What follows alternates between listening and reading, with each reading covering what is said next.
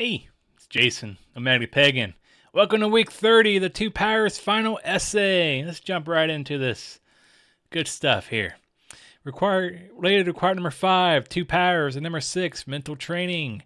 Until now, you've been doing work with the Two Powers and rituals, meditation, and on your own.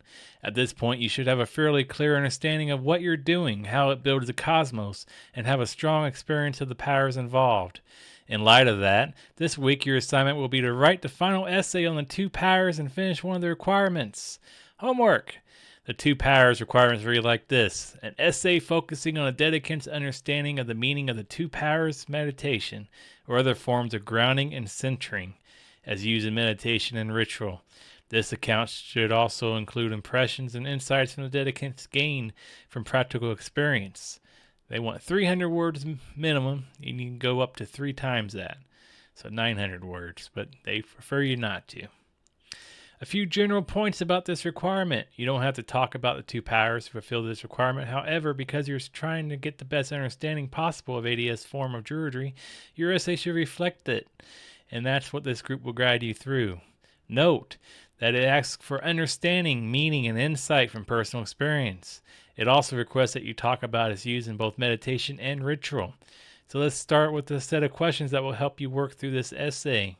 Returning to your notes from your previous visitation with this requirement may help. Describe the two-power meditation. What are the two powers that this meditation is named after? What are the properties of these two currents? What sort of cosmic picture do they paint? Why can they be referred to as the two currents? Can you think of any cultural adaptation of this meditation? If you're choosing a hearth culture, can you describe anything within this culture that would be like the two powers? How would they be described in the cosmic reality of your chosen culture? What binary systems are represented in the two powers? Chaos and order, light and dark, cold and hot, created and frozen, goddess and god, life and death. Finally, are these really binary systems, or are they something else? Do you find that one is masculine and one is feminine? Why do you feel like this? We did an exercise in week 24 regarding the gender of the powers. What experiences do you have with that? Why do you use this form of grounding and centering in ritual? Why not another kind? Is there something in this cosmology that makes a particular form of centering ideal for ADF rites? When you first did the Two Powers meditation, what happened? Did it go well? Were you able to see the visualizations? Did you have trouble with certain aspects of the meditation? Have these troubles increased or gone away? Finally, as you have worked with the Two Powers meditation, have you changed anything to make the meditation fit your practice better? Does it work well as it is? Congratulations, you just finished your Two Powers essay. For one final bit of homework, make sure you pay special attention to the nature space that you've been frequenting, because we'll be working with the nature spirits next week. We'll go take a visit to my website here, Dedicate Path, SoulStudioCreations.com. And we're going to go look for my essay on the Two Powers. Somewhere. Probably meditation, discipline, training. That wasn't it. Let's go to requirements.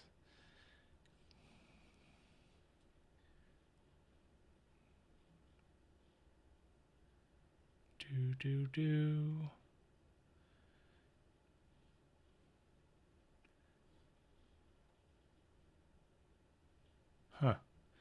There we go. Two powers. Okay. The Two Powers meditation is combining the earth currents with the cosmic currents. The earth currents are cool, nurturing, and abundant, whereas the cosmic currents are bright, powerful, and warm.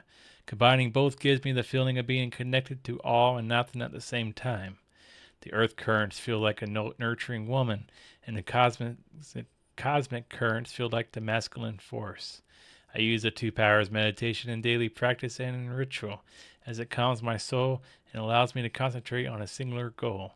We use a two-power meditation and ritual as it sets our mind to commune with the gods. It sets aside our obligations to mundane things and puts us in a magical mindset. We could use other forms of grounding and centering, just grounding by visualizing roots growing from your feet, but the Two Powers meditation is the full package. When And when everyone is on the same page, it makes rituals go a lot smoother when doing the same techniques. When I did my first 2-power meditation, it was via an audio version of it. I had trouble following the visualizations, but on my second time without the audio and just with visualizations, I felt the earth currents going up my channels and the cosmic rays going down my body more than anything else. Throughout the months of doing the 2-power meditation, I have grown as a practitioner threefold. I can now ground and center in as little as 9 breaths. As the 2-power meditation takes some time to get into place, I have been practicing the bungee cord technique of it, where you basically everything falls into place instantly instead of 9 breaths. This method does not give me the full benefit of the 2-power meditation, but it will suffice when I need something in place with little time. The 2-power meditation is a powerful grounding and centering technique which will be incorporated into my practice for years to come. All right, folks, that was that. Next week is going to be week 31, the 3 kindreds, nature spirits. So stay tuned until that. Blessed be y'all. See you later.